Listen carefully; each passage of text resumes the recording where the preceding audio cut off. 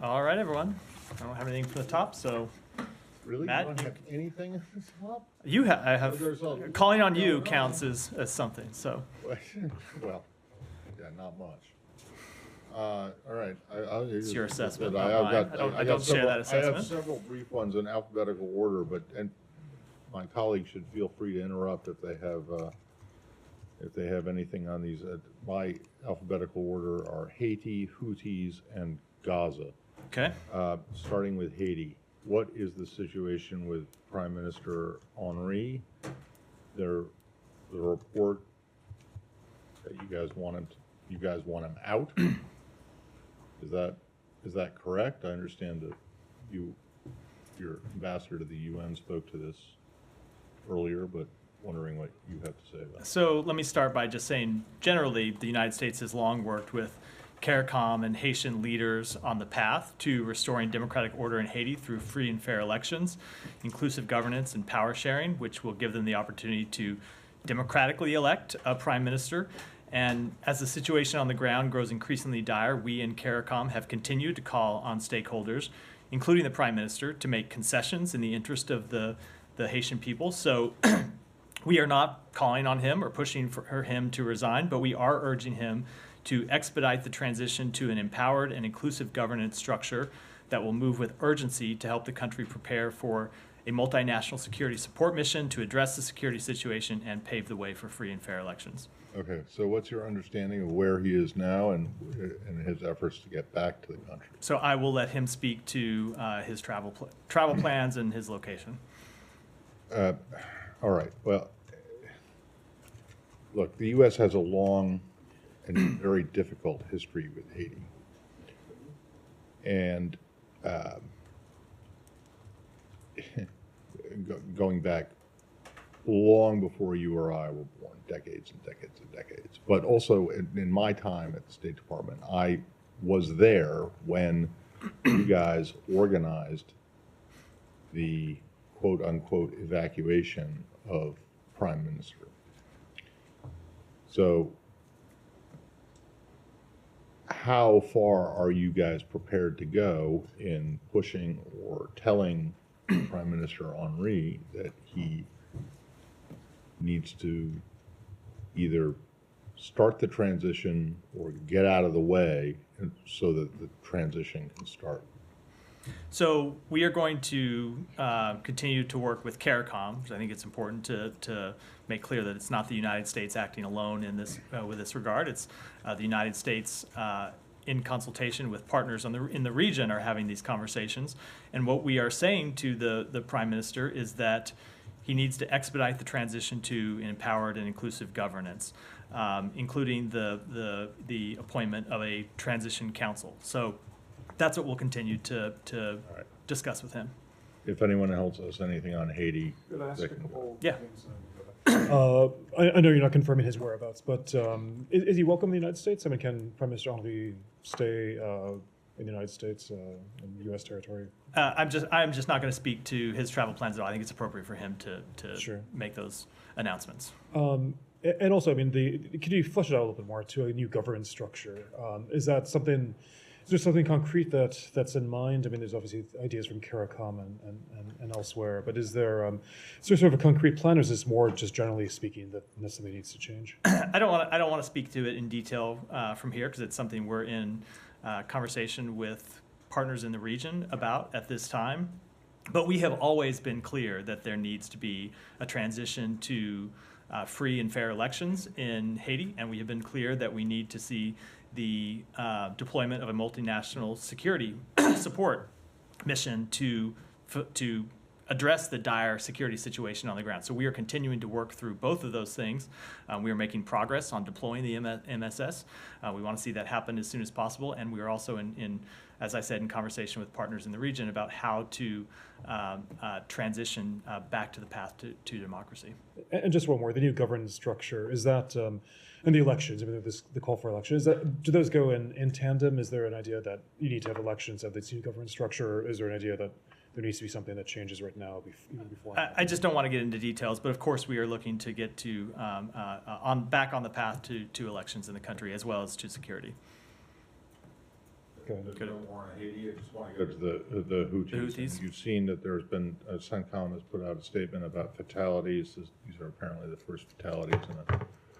Do you have anything to say about So this incident? I think that it was sadly inevitable. The Houthis have continued to launch these reckless attacks with no regard for the well-being of innocent civilians who are transiting through the Red Sea. And now they have unfortunately and tragically killed innocent civilians. And so the United States will continue to hold the Houthis accountable for their attacks, which have not just disrupted international commerce, not just disrupted the freedom of navigation in international waters, and not just endangered seafarers, but now tragically killed a number of them. So we will continue to hold them accountable, and we call on governments around the world to do the same. Anything else? So I'll let other people go Okay. on Gaza. Do you want to ask anything? Or? Just a little bit, This just so- one more I'm thing sort on of, I'm Houthi. so weird. So Like the two of you collaborative. guys like collaborating or No, maybe why not? conspiring. Right.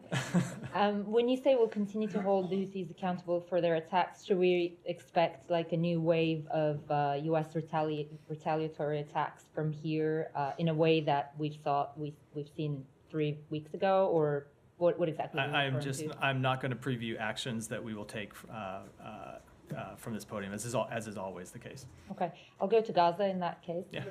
Oh, sure. Just briefly yeah. one more. Okay. We're being very polite about things. I mean, just the flip side of what Humar asked. I mean, does this show a failure, for lack of another term, of deterrence? I mean, there have been these strikes from the U.S. and the U.K. and others on Houthi targets. Does it show it's not working and that there needs to be a new strategy? Look, we have always made clear that this is going to be a long-term process, both to deter the Houthi attacks and to degrade their capabilities to carry them out. And that's a process that is continuing. At the same time, we continue to talk to partners in the region about how they ought to make clear to the Houthis that these attacks are irresponsible, that they endanger international commerce, and that they hurt the economies of countries in the region as well as countries around the world. So it's something that we will continue to push, not just on behalf of the United States, but on behalf of the coalition that we have assembled to oppose the Houthis' actions and again, to collaborate with other countries in the world who share those interests. Go ahead. Okay, on Gaza ceasefire, Matt, yesterday you said that U.S. believes that the obstacles at the moment are not insurmountable. How would you describe the talks today, given that there is still no breakthrough and it's day 3 and it's at a very critical week? So I'm not going to give a day-by-day assessment of the talks, but the doesn't overall look day by but day. the overall assessment that I offered yesterday has not stand. We continue to believe that the obstacles are not insurmountable and that a deal can be reached, and a deal is in the interest of Israel, it's in the interest of the Palestinian people, and it's in the interest of the broader region. So we're going to continue to push for one, but I'm not going to offer an assessment of where things stand today. So you wouldn't describe the talks as they're at an impasse? They are ongoing. No. Right. And what is the U.S. understanding that the biggest sticking point is at the moment? Nice try, but you know I'm not going to answer that one. And would you say that it is right now up to Hamas or Israel or both of them, which one, to basically accept the deal? Or it's not like that, it is something that they have to... So it is a negotiation. It's an ongoing process, but the point that you have heard me make and that you've heard the secretary and other leaders of the administration make over the past few days is that Israel put a serious proposal on the table, and it's for Hamas to accept it. It's also for Hamas to engage in good faith and show that they actually want to get a deal, and we're going to continue to engage on good faith on our behalf and continue to try to get a deal over the finish line. Have you seen in recent days that Hamas is not engaging in good faith? So- And they actually don't want the deal? So I think that it's hard to ever offer an assessment that a terrorist organization that attacks innocent civilians is Sure, but there are acting wholly in good faith, but it is a negotiation, and I don't want to comment on the underlying negotiation. Go ahead, Tom. No, come to you next slide. The World Health Organization said yesterday that its officials had visited Shifa Hospital, where there was the treatment of 50 children suffering from severe acute malnutrition. In Kamal Adwan Hospital, 10 children had reportedly died from hunger and dehydration in recent days, and that it was overwhelmed by patients. They say the current rate of 15% of wasting among children under the age of 2 in northern Gaza suggests a serious and rapid decline. Such a decline in a population's nutritional status in 3 months is unprecedented globally. I mean, you know about this situation, so what is being done to alleviate this? So first of all, let me say that those reports, which we saw and reviewed, are obviously heartbreaking. And it confirms what you heard the Secretary say yesterday, that not only is the situation on the ground right now in Gaza unacceptable, but it's unsustainable. It cannot continue this way. And so you have seen the United States take action to airdrop food supplies in. You have seen us take action to fund the delivery of humanitarian assistance. You have seen us announce that we are exploring a maritime option to deliver humanitarian assistance through new routes, but it still is incumbent upon the government of Israel to do more as well. Now, we did see an increase in the number of trucks that went into Israel yesterday. Around 250, 260 trucks made it in through Rafah and Kerem Shalom. That's an improvement over where we have been. We have seen some improvement in the distribution, but we need to see dramatically more go in. We need to see it go in not just through Rafah and Kerem Shalom, but we need to see it go in through a crossing in the north. And we have made very clear to the government of Israel that's what we expect, and that we expect to see improvement. And as the president said, there can be no excuses. And he said that on Friday. The vice president's repeated it. We heard from the Secretary of State yesterday a similar message insisting that Israel facilitates more aid. And yet, yesterday, 14 World Food Programme trucks were blocked by the Israelis going into the north of Gaza. So they're not listening. So I can't speak to that specific report of trucks being blocked. Sometimes trucks are blocked for legitimate reasons. Sometimes they're blocked for less than legitimate reasons. We want to see trucks move all around. There needs to be a security situation that allows them to move, and that's one of the difficult things that we have tried to work through. So what I'll say is the messages that you ticked through, that you heard the president and the vice president and the secretary deliver publicly, I can assure you that we are delivering those messages every bit as clearly, privately with Israel as well, and we expect to see action. Saeed. Thank you. Thank you, Matt. Just to follow up on Tom's referencing of the hospitals. I mean, of Gaza's 33 hospitals before that were fully operational before, say, October 7, there are now 3 that are semi-functional and so on. It's creating a really horrific situation. Now, we talk about the food and the starvation and so on.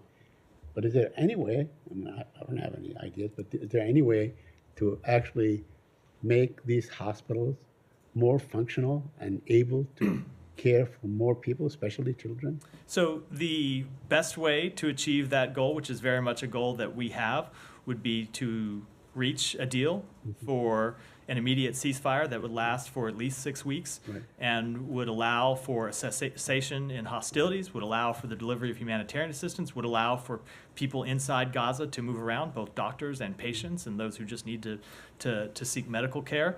That would be the best route to reach that objective, and it's one that we are continuing to pursue. Mm-hmm. So, 6 weeks would probably be a nice respite for the people and for everybody involved, but it also presumes that the fighting will continue thereafter for whatever reason after the end of the 6 weeks, especially, in light of what you alluded to yesterday, that you support Israel in its pursuit of the defeat of Hamas and so on. And what we see 150 days after this war began, we see that the fighting is still going. Hamas is not defeated by the best analysis. It has been degraded somewhat, maybe 30%, 20%, whatever it is. So conceivably, this war can go on for another year. So we have always said that we want to see this conflict end as soon as possible. We want to get a temporary ceasefire to alleviate the humanitarian situation and get the hostages home. But it is our goal to end the conflict completely and to end it as soon as possible. And as you have heard me say before, Hamas bears a lot of responsibility for the conflict continuing to be waged. Hamas could come forward and surrender. They could come forward and swear off violence. They could put their arms down. And one of the things that we would very much try to pursue in the event of a humanitarian ceasefire would be the demilitarization of Gaza and the demilitarization of Hamas. And it's something that we will consult with, that we have been consulting and will continue to consult with partners in the region about, because for all that Israel has done in this conflict and all it has done to bring Hamas terrorists to justice, Hamas does bear a lot of responsibility for the conflict ongoing. So if we are able to get a ceasefire, it is very much something that we will pursue. I understand, but you're saying that you want Hamas to surrender. That is, I mean, is there really serious thinking that this is actually going to happen? I mean, considering that the Palestinians have been waging some sort of, an armed struggle against Israel for the past 75 years. I mean, they go from Beirut to Lebanon to Jordan to places like this, but it goes on in the West Bank and so on. Is there really expectation that the Palestinians will give up the notion of getting their rights or getting their rights in the absence of the world doing anything about granting them their rights, that they have to do it on their own? So we do not want the Palestinians to give up their rights. In fact, you have seen the secretary and the president pushing very hard for a two-state solution that would create an independent Palestinian state and would answer the legitimate aspirations of the Palestinian people. But to this question about Hamas, when you've seen 30,000 Palestinians killed, why wouldn't they lay down their arms and stop that bloodshed? Why wouldn't they lay down their arms and stop the war? If they truly care about the thousands and thousands of civilians who have been killed in a war that Hamas started. So remember who started this war. If that was in their real interest, the well-being of the Palestinian people, I'm hard-pressed to answer why they wouldn't lay down their arms and pursue a demilitarization option when you have the United States and other countries in the region saying, we are prepared to step forward and work on a legitimate political path forward for the Palestinian people. Not one that's brought about by terrorism, not one that's brought about by violence, but a legitimate political path that leads to an independent Palestinian state. Lastly, I'm sorry, but just to push this point a bit further, the Palestinians basically said, okay, we lay down our arms. They've done it time and time again. They recognized Israel. They signed treaties Hamas and so on with them. Hamas said they will abide by let's not, Hamas won't even sign up to the principles of the PLO. So. But I'm saying that what we're saying is there has been a Palestinian effort that has failed. I mean, people look, whether it's Hamas or somebody else, they look at 30 years of efforts to arrive at a resolution that the United States has signed to, and in fact sponsored in 1993, and it has gone nowhere. We see the settlements expand. We see the occupation become more violent against the Palestinians. People are more imprisoned and so on. So if people continue to look at the past and only the past that has happened for decades and decades without being willing to sign on to a positive vision of the future, we will never have a peaceful way out of this conflict. Not just the current conflict in Gaza, but an actual resolution to the long-standing conflict between Israel and Palestinians. But the problem with that, Matt, is that you have called for in every single conflict around the world there to be accountability for things that have happened in the past.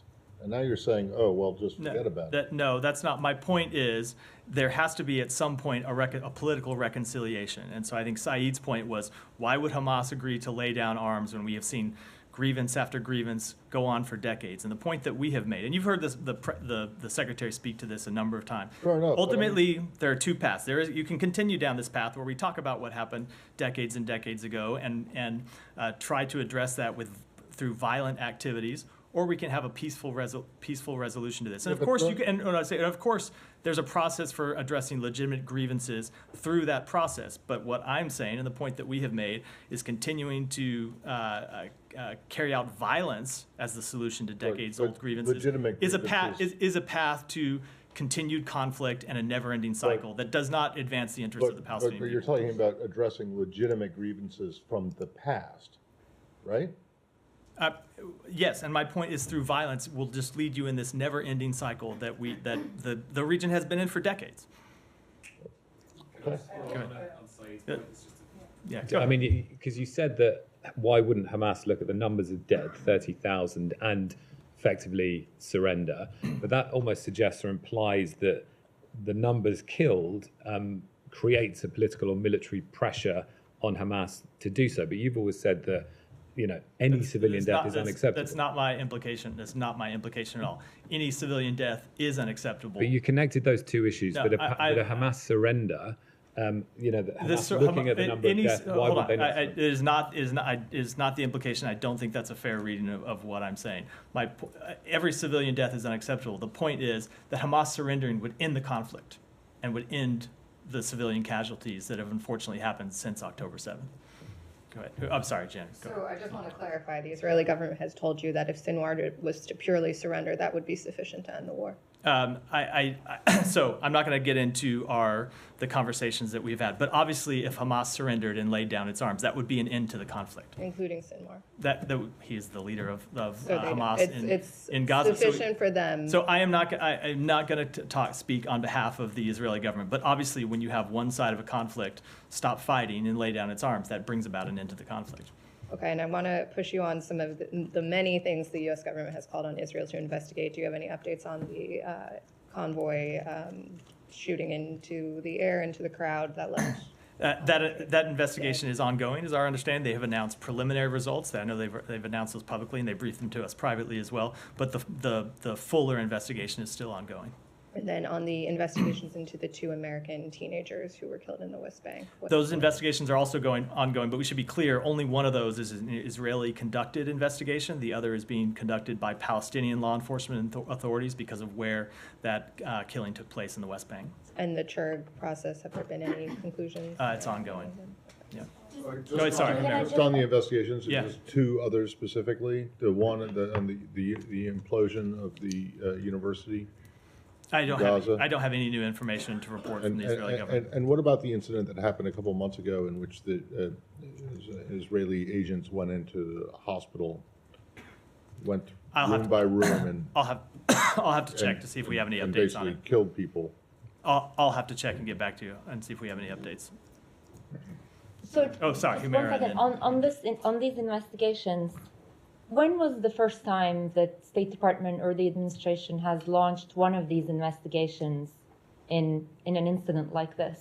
Can You mean, remember? are you speaking with respect to the Churg process, which is not something I would describe as an Not necessarily Churg, but investigation? like all of these investigations, the university, the hospital, West Bank. So a little bit of conflation is that those are investigations that are being conducted either by Israeli authorities or in one of these cases by the Palestinian law enforcement authorities. Right, so I'm just trying to get a sense of what US's expectation of how long those investigations will last, and what is your mechanism to really follow up on the result of the investigation. And So it depends on the circumstances. There are things that the Israeli government has looked into at our request where they have come back and reported to us either that, I've talked about this some before, like we've gone and asked them about specific strikes, and they have come back to us and said, we were targeting this specific strike where there were reports of civilian casualties because there was a legitimate military target, and sometimes they're able to tell us the name of that legitimate military target, who is there.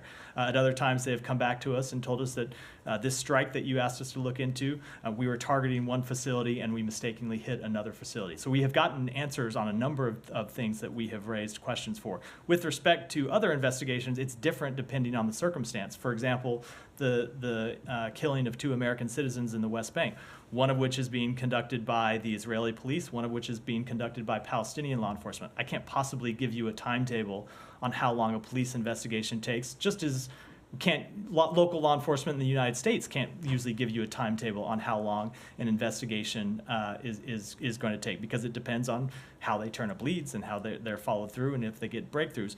What we do is ask for those investigations to be carried out as quickly as possible. We ask to be briefed on the results when it's appropriate for us to be briefed on those results, and we ask that when there's appropriate, there be accountability. right, can you then commit that US will somehow follow up with the results of all of those investigations and ensure accountability? And can you think of one example that the situation has moved to that level? Since the beginning There of have been the- absolutely cases that we have raised with the Israeli government about incidents targeting civilians in Gaza, where they have come back to us and said that they made a mistake. And there have been times where they have talked about accountability for IDF forces. And I know at times they've talked publicly about accountability for members of the IDF who have done things that are inappropriate. And let me just ask a question that we've asked before. Is there any process of atrocity determination or anything similar to that from this building looking into Israel's military conduct? Again, we continue to collect information, monitor information. We collect information about specific incidents and examine that through the Churg process that we set up last year, but I don't have any updates. One last thing, sorry. On the ceasefire talks, you don't agree that they're at an impasse, or you just don't want to use that word, but what is the U.S. alternative? Because, I mean, the president talked about March the 4th a week ago. Ramadan, the start of Ramadan is fast approaching. If the talks are really at an impasse and they go south, does the U.S. have like an alternative plan, and specifically regarding the aid situation? Because you're relying so much on the establishment of this truce to get in more aid. So I disagree with that a little bit, or disagree with that quite a bit. So first of all, I don't want to speculate about a hypothetical. We are pushing for, I mean not with respect to aid, but overall, I don't want to speculate about a hypothetical. We are pushing for a successful conclusion to these talks. We believe that's possible, and we're going to continue to push for it. Now, that said, we are not waiting for the outcome of these talks to push for an improvement in the humanitarian assistance the humanitarian situation on the ground. And that's why you've seen us take our own action already by launching airdrops, which will continue. It's why you see us exploring a maritime option that we are very much engaged in. And it's why you see us pushing the Israeli government at the senior-most levels. We are not waiting for the outcome of a hostage deal. And I think you heard the secretary say this yesterday, that notwithstanding what happens with a hostage deal, the improvement in the humanitarian situation is something that needs to happen immediately. Sorry, can you just, when you say that sometimes they've gotten back to you and said, we were going for one target and hit the wrong one and we made a mistake, can you give it one or two or three examples? I do not have them off the top of my head. This has been something that we've been in conversation with them, back to the earliest days of this. Are you aware of any situation where they've come back to you and said, we screwed this up? Of course. Of course. And people have been held accountable. We have seen examples where they have come back to us and said, okay, can you people give made a me mistake. One or two? I don't. No, not a mistake. Hold, like this was bad. This was something. We have seen examples where they have come to us and said they are holding members of the IDF. Can you give an example of I don't have them off the top of my head, but you can also look, Matt. They have announced some of these publicly as well. It's publicly available. Yeah, but They have okay, but I'm disciplined talking IDF about when they members. get back to you, because you guys are their prime.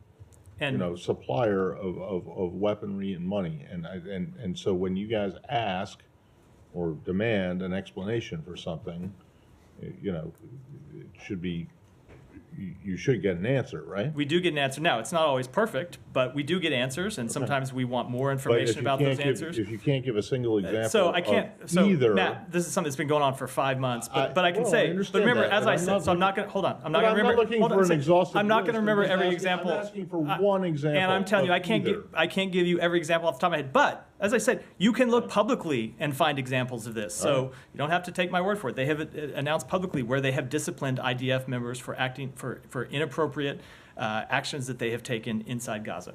All right. Camilla, finally, sorry.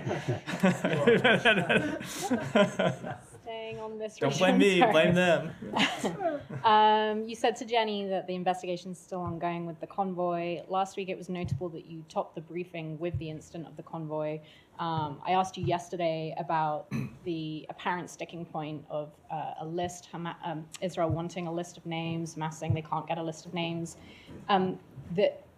Was the convoy incident last week, was that a significant reason for derailing the talks this time round? I'm just not going to, I'm not going to speak at all to the status of the talks and how they're going. But the talks are ongoing. So to the extent that they've been derailed or anything, I wouldn't describe them as having been derailed. They are ongoing, and we continue to think a deal is possible. And with the questions you'd be getting about what happens if a deal is not reached soon and not enough aid gets in, if there are more incidents like what happened last week with the convoy being stormed, if that happens again and again, is there a concern that again, this deal is getting further and further away from being achievable? So again, I don't want to speak to hypotheticals, but the desperation of the Palestinian people continues, and people still are desperate for food and water and medicine.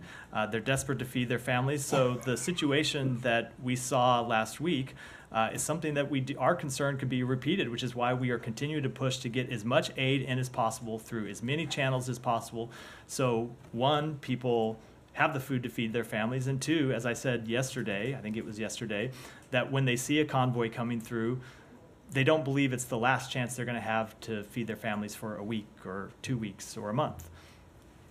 Alex. Thank you. A couple of separate topics.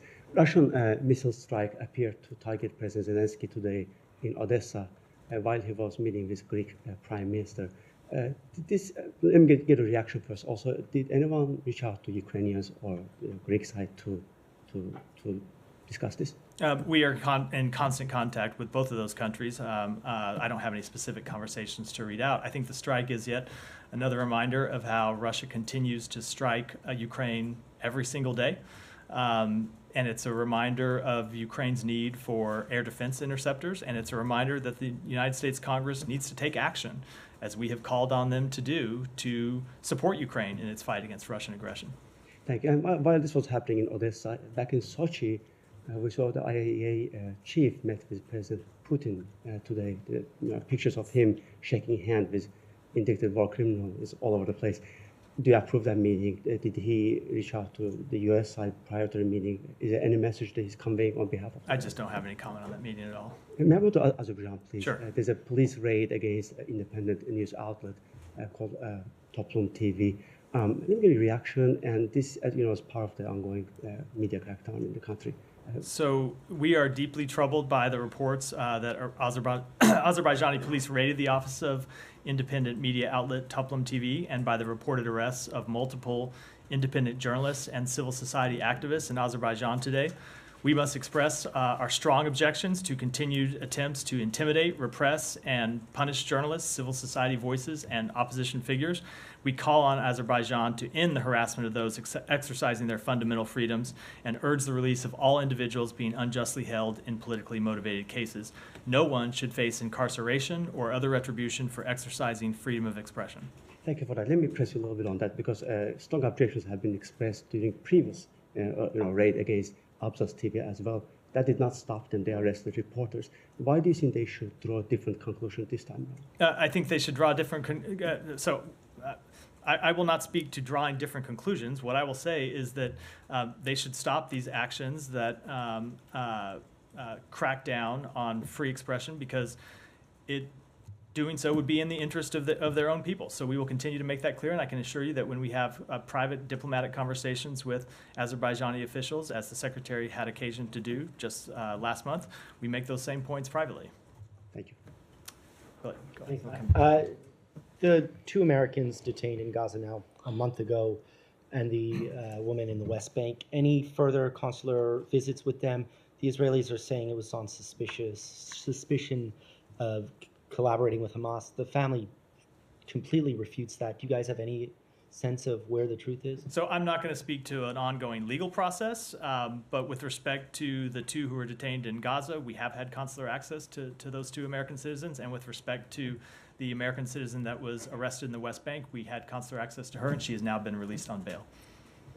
Janie, go ahead. Matt, tomorrow, Chairman McCall has threatened to mark up bill to keep or put Blinken in contempt of Congress. Has there been any update on trying to appease this demand? We have been in close, repeated consultation with the committee about this matter. As I've said before, we have done everything that we can to try and address their legitimate oversight needs. We have made 15 department officials or former department officials available for lengthy interviews throughout this process. We have turned over somewhere in the neighborhood of 15,000 pages of documents. So we have the need to protect legitimate executive branch equities. We recognize that Congress has a need to conduct legitimate oversight authorities, and so we're in conversation with them. We're trying to resolve this amicably, as we have been successful in doing at previous points in the past year, and so we'll continue to do that today and tomorrow. Are you confident this will be resolved before? All I will say is that we are hopeful it can be resolved. We're doing everything we can to try to resolve it, and we'll continue to do that. And then on Afghanistan, are there any updates on the number of SIVs you guys have been able to get out now more than 2 years? So as you know, we invested a good deal of resources to ramp up our ability to grant SIV visas. In fact, in the last fiscal year, we were able to issue more than 39,000 SIVs. It was the record number of visas for principal applicants and their eligible family members. We've now given out 117,000 SIVs since the passage of the Afghan Allies Protection Act in 2009, and more than 30% of that number came in just the past 28 months. But we are at this point where, because we made these investments in our ability to more quickly process these visas, that we have been issuing them at this record number, somewhere around now over 1,000 a month, and we are nearing the annual cap. So we're going to hit the cap. We have somewhere around 8,000 left that we can process this fiscal year.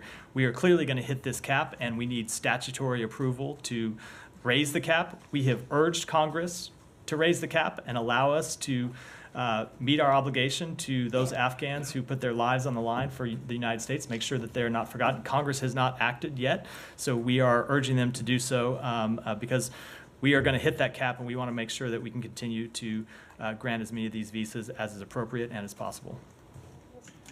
Could I just revisit a question I asked yesterday about Maldives, whether you have a reply? Basically, I asked the Maldives after kicking out Indian forces if there's any concern about a defense deal with China. So we are tracking reports that the government of Maldives has reached a military assistance agreement with the PRC.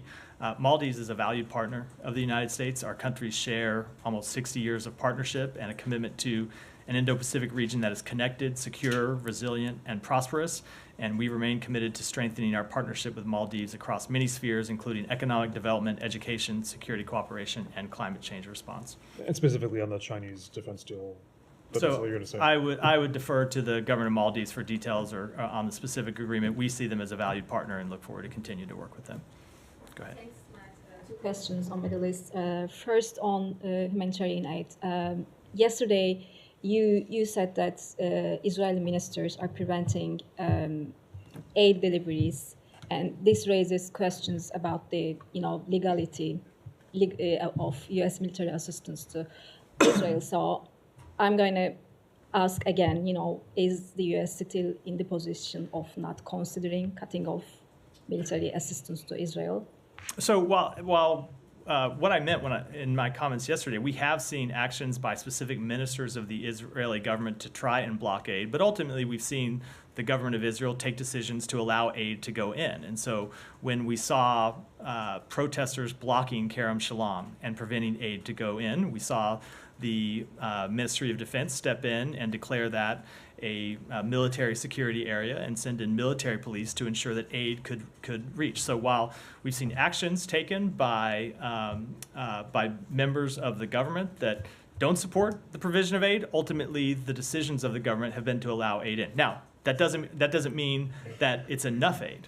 There's not enough aid, and Israel needs to do more, and so that's why we continue to press them to do that. So you don't think Israel is deliberately preventing humanitarian aid so to Gaza? They have made clear, they have said that they want to allow aid in, and they have allowed aid in. Now, that aid is not enough, and there needs to be more. There need to be additional crossings open, and there needs to be additional improvement in distribution. So that's those are the conversations we'll continue. And is there any further steps that the U.S. is planning to take in order to force Israeli government to allow more aid in? So we are going to continue to have the very frank and candid conversations with them about this. Just a quick one. Do you have anything to say on, Israeli government approving plans for more than 3,400 new settlements in the occupied West Bank, since you view these last settlements illegal? Only that settlements continue to be a barrier to peace.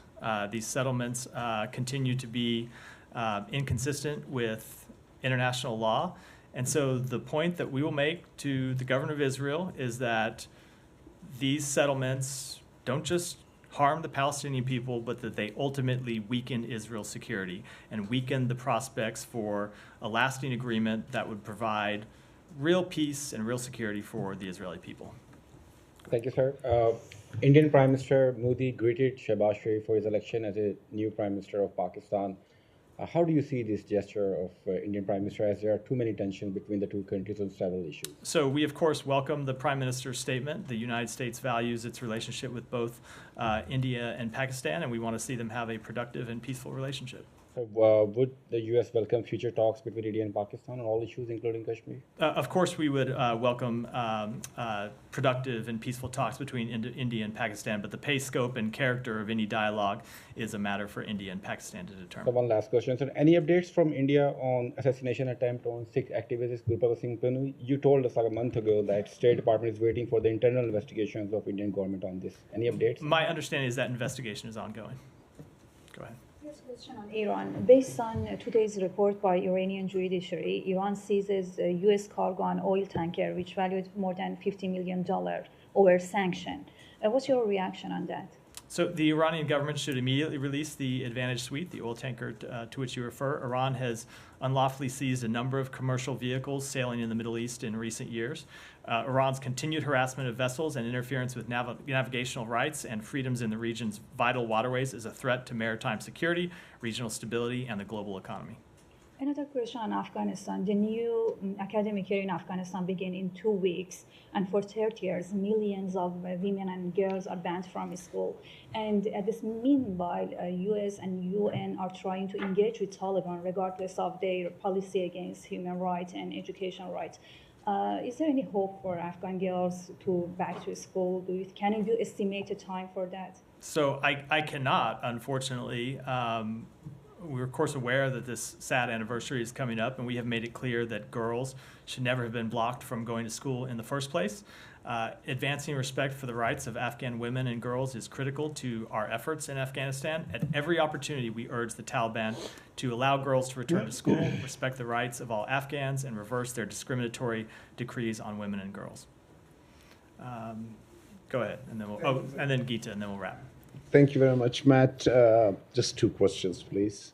One question is, I want to give you an opportunity. You had, again, called Maryam Nawaz a milestone, and in 48 hours, 500,000 people in Pakistan have said that Matt should take this milestone statement back because her father was corrupt, came her name in Panama Papers, she has been accused of corruption, and you are calling her milestone. So, I mean, I do not get 500,000. I do not have any update on my comments. Okay, second question is today, Mr. Javed Hashmi, who has been in politics for 56 years, and again, he was the president of the ruling party, which Maryam Nawaz, that you call milestone, he used to be president.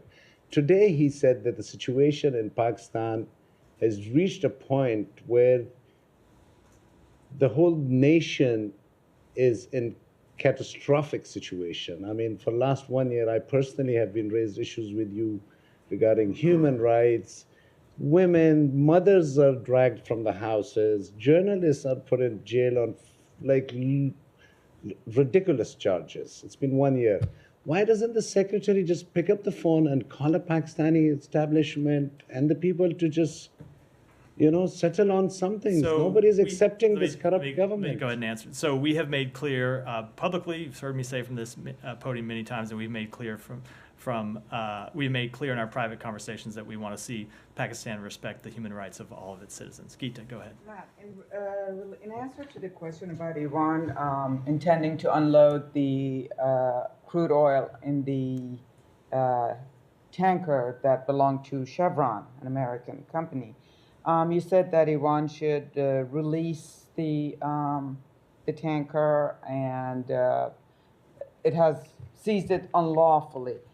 Hasn't the United States itself seized tankers or marine vessels that have been carrying Iranian goods and commodities in the past? So our sanctions have always had carve-out for humanitarian purchases, food, medicine, medical devices, agricultural products.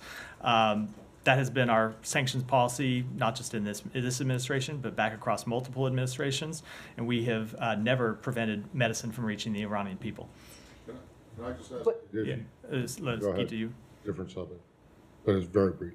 Yeah, go, Geeta, you finish. All right, that was about U.S. sanctions, which Iran claims that it's going to use the proceeds from the sale of that oil for certain patients there, which it claims the U.S. sanctions have prevented from getting the necessary medicine from overseas. But what about the U.S. seizing ships carrying Iranian commodities? So with respect to commodities that are exempt from our sanctions policy, that has never been our target. Now, with respect to the seizures that we have done those consistent with the rule of law.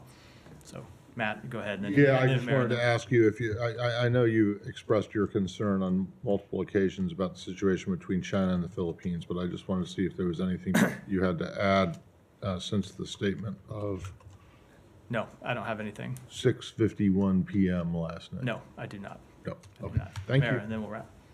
Sorry, I have two small things. On China, they released their defense budget, and it looks like the growth of their defense budget outstrips their economic growth. I'm just wondering if U.S. has like any concerns or any comment about that. So we have, for a long time, expressed concerns about their rapid and opaque modernization efforts, as well as their efforts to acquire dual-use technologies and know-how under their military-civil fusion strategy. Right, and the report also seems to highlight that they officially adopted tougher language against Taiwan, dropping the mention of peaceful reunification. Is that also a particular reason of concern for you guys? So we oppose any unilateral changes to the status quo by either side. We don't support Taiwan independence. We support cross-strait dialogue and expect cross-strait differences to be resolved by peaceful means, free from coercion, in a manner acceptable to the people on both sides of the strait. Final thing on South Sudan, U.S. prosecutors have charged a prominent South Sudanese economist conspiring to export Stinger missile systems. Do you have any particular comments? So I would refer to DOJ on specific questions about that matter, but just to be clear, the United States does not support violent or undemocratic changes in government in Africa or elsewhere, and all violations of U.S. export regulations will be punished to the full extent of the law. With that, wrap for today. Thank you. Wait a second. The United States does not support violent or undemocratic changes to government in Africa or elsewhere? We do not. Come on. Wrap for the day.